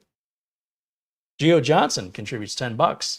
Says, hey, Kerry, I've not seen a live stream for a while. Here's my admission fee. Well, thank you, Geo Johnson. Thank you for supporting the channel. Good to see you again, my friend.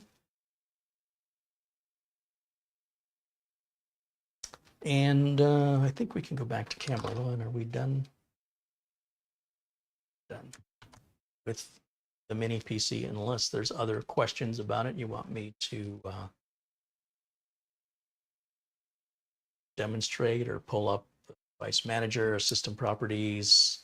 I know we already did the crystal disk mark test. Pretty sure we did.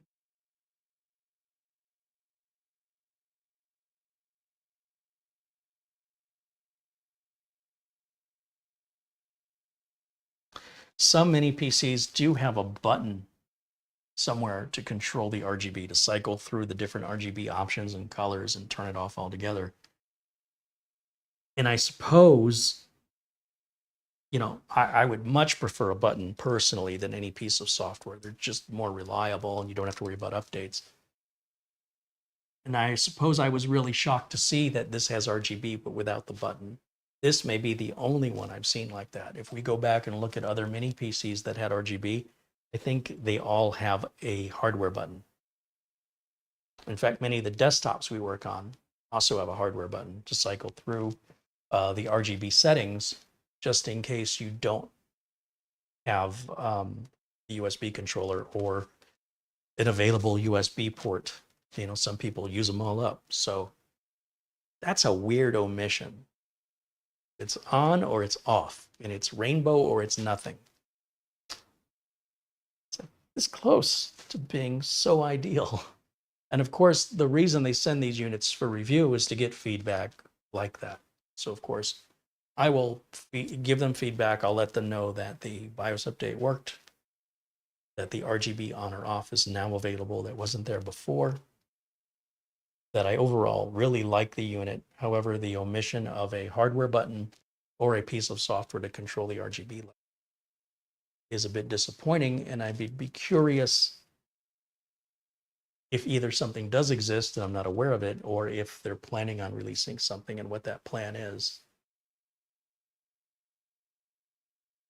Because it's this close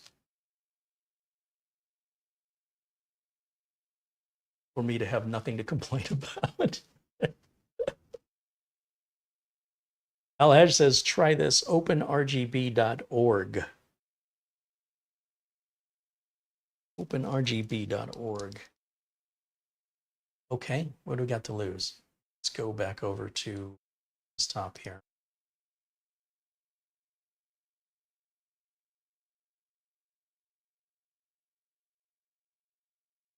Open rgb.org.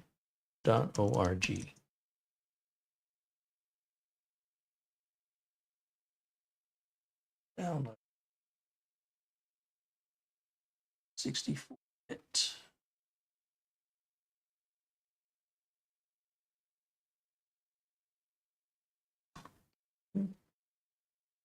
Just want to use File Explorer. So we're going to extract. Now there should be a setup in here somewhere.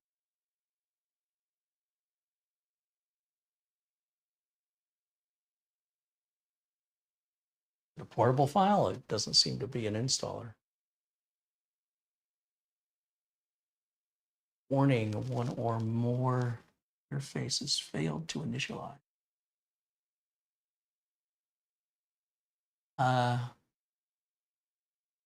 I'm going to say no work key.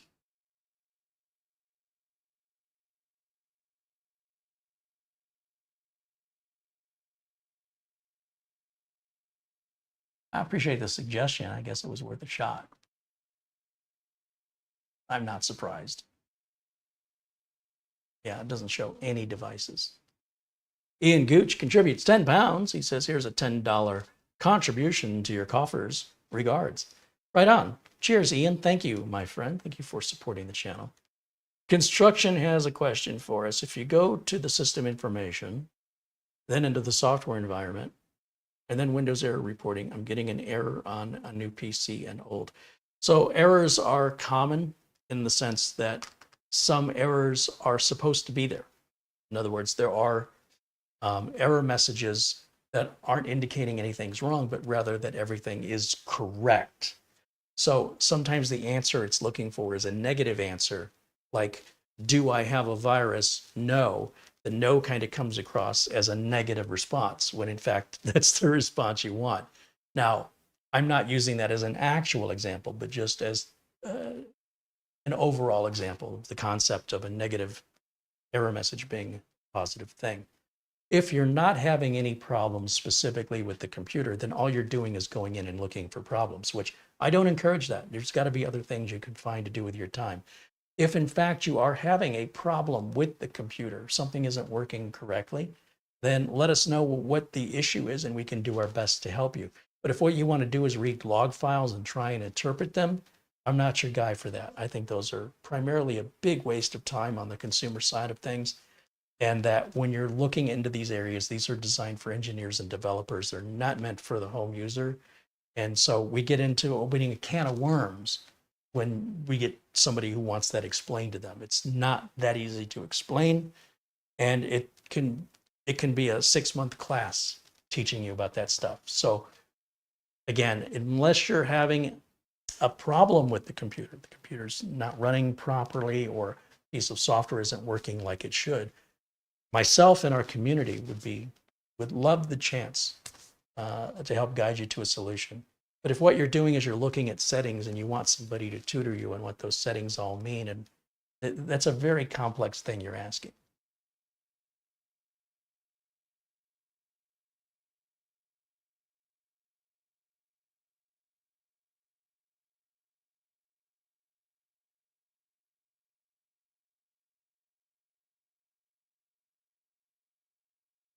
Well, of course, I do encourage questions. I just can't answer all questions, and not all questions are very easily answerable. Some require some background in development and programming to explain quickly, and others require a whole sort of background in application logic and processes before you can even begin to go that far down that path. So in any event, I wouldn't go looking for problems. If everything is working like it should, use the computer. Use it for why you have it. If something you're trying to use it for isn't working, we're here to help. All right, let's see. Patrick Russo said, is it true ARGB or is it just a light panel? I have no idea. It could just be a light panel for all I know. I would think that it's cheaper to make it ARGB, but I could be wrong.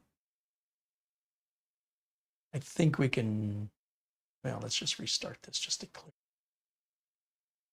So that wasn't helping us very much. And let me go back over to full screen on camera 1. There we go.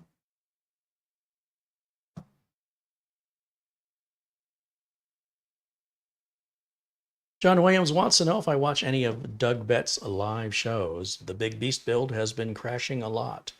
I generally will put a Doug Bett show on in the background and listen to it.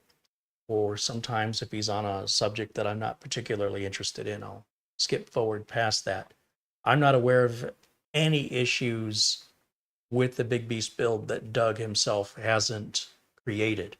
And I know that Doug enjoys fixing these problems. So one of the things I learned early on with Doug is when I went to help him, like it seemed to me, from my perspective, that he was going about something a very difficult way. And then it occurred to me that, after a while, I started to get Doug. Doug was doing it Doug's way, and that's the way Doug likes it. Doug specifically has not asked me for any help, and there's a reason for that. So the best way I can show respect to Doug is to keep my nose out of it and to let him go about his process the way that Doug does.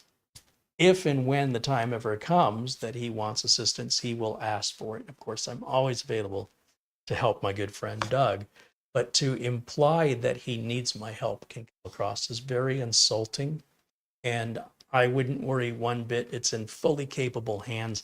I don't think it's anything Doug can't handle, and I think Doug is enjoying it, quite frankly. So, I haven't seen it. I don't know what the errors are. I don't know when they started or what potentially Doug changed prior to these error messages or crashing starting, but I suspect he changed something, but I don't know what it was, and I don't know when the problem started. And Doug has not asked me for any help, and I don't want to step in and imply that he needs my help, because I don't think he does.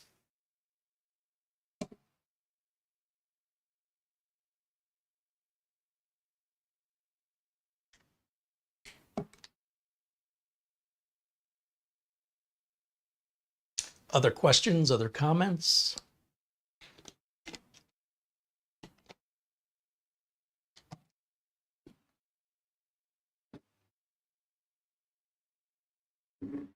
Yeah, I'm digging that little mini PC. I like how small it is. I like how quiet it is. Now that I can turn the RGB off, which I will never do with my logo. What other mini PC do I have? It's my logo on it.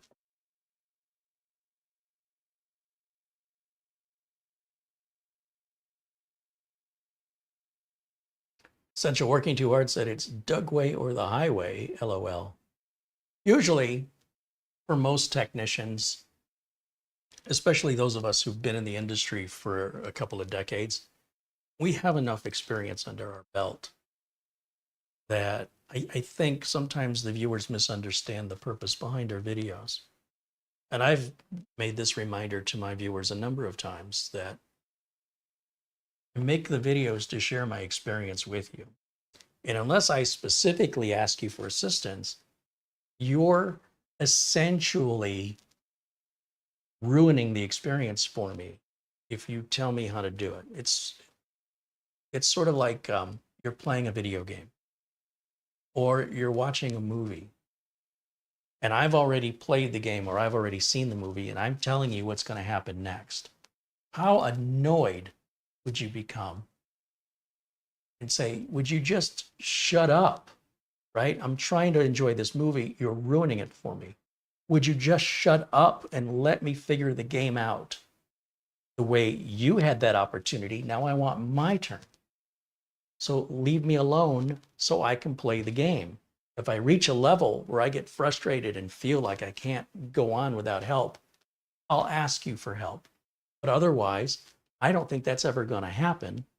Show me a little respect and courtesy and back off. So when technicians such as myself are focused and we're trying to figure out a problem, that's fun for us. We enjoy that. And if somebody gives us the cheat code and ruins the whole experience, if it seems like we're not grateful, it's not because, oh, I embarrassed him because I had the answer. That's not why at all. You have missed everything from the point of making the suggestion. You missed why you shouldn't have done that. You've missed why that person got upset. It has nothing to do with ego. It has to do with spoiling an opportunity that they were looking forward to. You know, if you know what mom and dad got me for my birthday and it's wrapped up in a present, and as I'm starting to open it, you tell me, oh, they got you a 2XL. That was a little robot in the 70s. You've ruined it, right? You've taken the fun and the surprise and you've selfishly taken it for yourself when it didn't belong to you, it belonged to me. So if I am filming that because I want to share that experience with you, with my audience, it's not intended for you to guess and tell me what's in there, unless that's what I ask on the video. In most cases, I want to share the experience with you and I want you to go on that discovery with me. And I think Doug feels the same way, and far be it for me for speaking for Doug, but I imagine most technicians that do what we do really like what we do. And we like the pride, the fulfillment that comes from figuring out all by ourselves without asking for help. You know, it's like not stopping to ask for directions kind of a thing. There's a pride in it, but there's also joy. There's a feeling of accomplishment. And I can't put it into words, but to rip that away from somebody without their consent, and then to doubly insult them by suggesting the reason they're upset is because you had the answer and they didn't. We didn't see what you went through to get the answer. That's not fair. We don't know that he's not getting the answer faster than you got it because you've already had your experience. Now step aside and let somebody else have theirs. Now, of course, if somebody does ask for help, please do help. But if they're not asking for it, I suppose if you want to help, then ask the person before offering the help. Would you like some help? You might be surprised how often you're told no.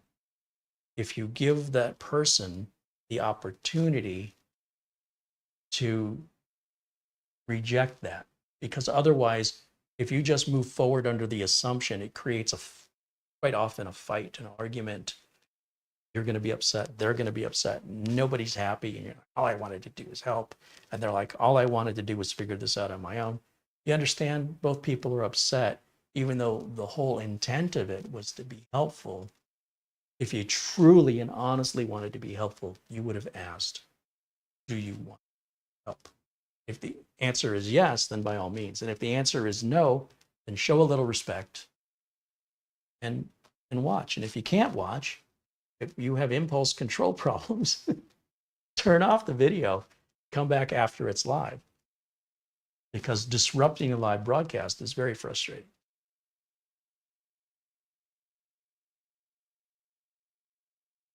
It's kind of like cooking. A lot of people really enjoy cooking. It's not a chore.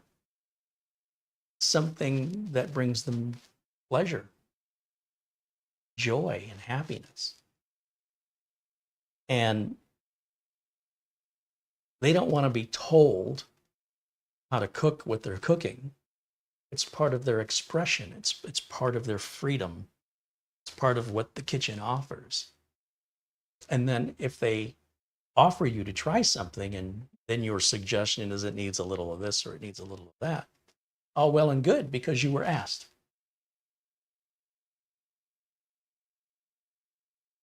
On the other hand, if you know how to cook better than the other person, then Why don't we switch places? You go in the kitchen and cook, and I'll go watch TV. The difference is I'll be leaving you alone. I won't tell you how to do it.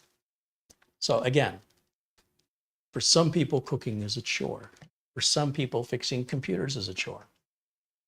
But if you're lucky, you'll get to do as much as possible in your life, things that you enjoy doing, and make a career out of it where you get paid essentially to do what you enjoy doing. And I do believe that myself and Doug Betts fall under that category. I don't know what Planet Cryos does for a living, but clearly he enjoys computers. He enjoys making videos. So anybody that gets to do what they enjoy, why would you not want that? We're just about at 2 hours for today's broadcast, so I think that'll probably wrap it up for today. My thanks again to the folks over at Minisforum that continue to send us these new prototype models of upcoming mini PCs, so we get to be one of the first ones to take a look at them, and to look at them in a way that's a bit unusual from other YouTube channels that want to just do benchmarks and measuring. And I really appreciate that Minisforum gets that difference, right? There's no sense in us doing what everybody else is doing. If you're more interested in the benchmarks on this model, do know that there are other mini PC channels such as ETA Prime and RobTech, to name just two of the more popular ones, that do the traditional benchmarks. Me personally, I'm not so much interested in the technical side as I am interested in the practical side. What does this actually mean for use? What does this equate to in reality? How am I able to use this machine to take advantage of the features that it has, versus just taking out a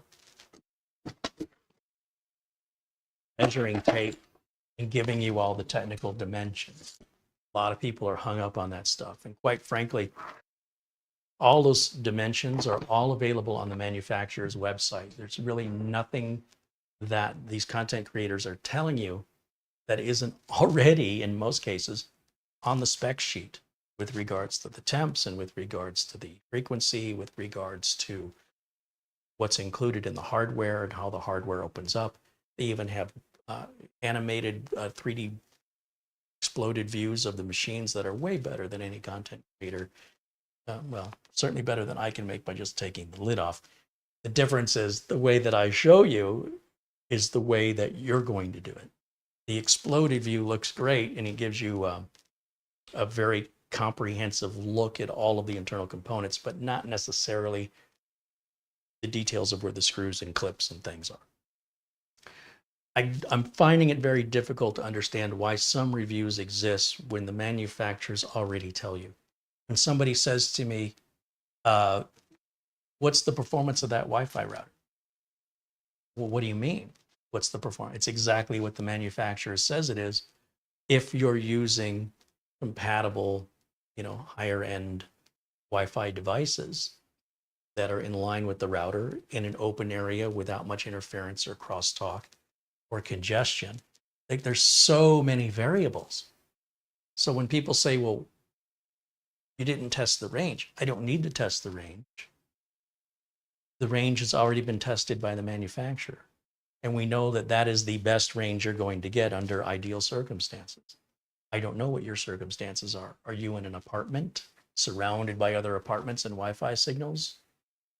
Are you in a rural area where there's nobody around for miles? Are you in a house that's, built out of lead? Are you in one of these homes from the 1800s or early 1900s that are very hard to get a Wi-Fi signal through? Because your results are going to uniquely be yours based on what devices are you hooking up via Wi-Fi? How old are they? How many do you have? How many are you using at the same time? What distance are you running? In what environment? Where is the router placed? So I don't know what you're expecting from these reviews that isn't already telling you effectively what the manufacturer says right on the buying page at Amazon.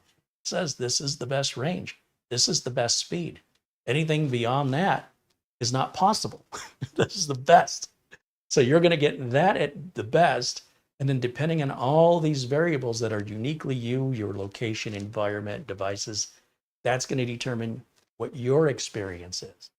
And what works great for you may be terrible for somebody else just because of the equipment they're hooking up or the environment that they're in. So to watch a review of somebody just gushing over how great the router is doesn't mean when you get it, you're going to have a similar experience, because we don't have control over how congested your environment is, what the materials are that you're surrounded by, and how many devices and the age of those devices that you're hooking up wirelessly. So I just don't get it. Now, I do understand if they want to show how certain features work and demonstrate that as sort of a tutorial, not as a review. All the information's already there. So when I do my reviews, I'm trying to offer you information that you can't just read off the product spec sheet, but instead you just want me to read it to you like a bedtime story. I'm not doing that. So in any event, that's sort of, in my view, the way I see this channel and the purpose of this channel is to provide you with information that's more practical, more reasonable than just hype or just reading specs or running benchmarks that are more or less meaningless for most people. With that, thank you again to everybody who has contributed during today's live stream for both the Super Chat contributions. In fact, let me give a shout out again for those. Thank you again to Ian Gooch, Gio Johnson, Mark Gaines, Jamie McGregor, who renewed his membership, also for that little helpful tip, John Jack Wilson, David Moore, Planet Cryos, our friend Buster, Ben Laird, and Paul O'Brien. Thanks, you guys, for being Super Chat contributors. And then over to the phone, I want to thank again Frankie B and Buster for their contributions, as well as Luke Greenia and John Jack Wilson for the contribution for paying for shipping. That'll cover about 4 units with what he contributed. And there was also yesterday a contribution from Davis Parsons for a Newegg, for an Amazon gift card. I've got a bunch of emails from Newegg with their Black Friday specials I'm looking at. It's like,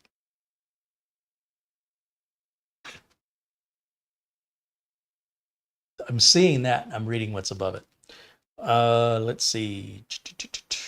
Feel like there's one I'm missing here. No, I think I got them all. I hope I got them all. I hope that I have shouted out and given credit to all who have contributed, because without you, there certainly wouldn't be as many shows, and the subject matter of the shows would be less expensive. And again, a thank you to, put this piece of paper on the ground here, Mike Gregory, for sending that really cool silver dollar in honor of our folks in the service and veterans. That'll wrap it up for me for today. Thank you, of course, to Mara, who contributed the thumbnail for today and set up today's video. And thank you for all of you for watching. Mara says, excuse me. Good timing. Jim KJ3N, a member of our community here, has a YouTube channel. Be sure and check out his channel. He says, here's a shameless plug, and he has a link to his YouTube channel. So absolutely be sure and check it out. And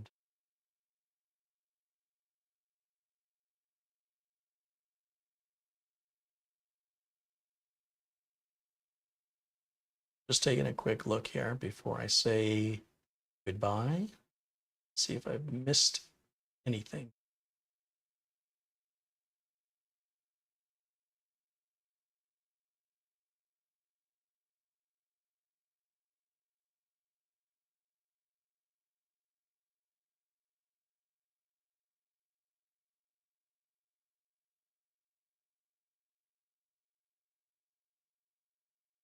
Ben Laird said, a friend brought me a laptop yesterday. It wouldn't boot. Simple RAM reseat. And it was all good. Hey, he's lucky to have a friend like you that knows how to do that. Oh, I just saw Mats Olof was in the chat room today, joining us from Sweden. Sorry, I just saw you now, Mats Olof. Always good to see you, my friend. That'll wrap it up for me for today. Thanks for watching. I'll see you all again very, very soon. And until next time, bye for now. And of course, I don't have an outro ready, so just bear with me for a second. Find something I can run here. This one seems appropriate.